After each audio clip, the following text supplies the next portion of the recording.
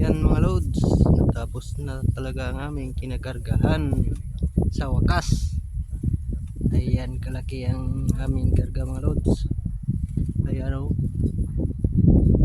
Yun. Ayan ang driver namin mga loads o. Yun.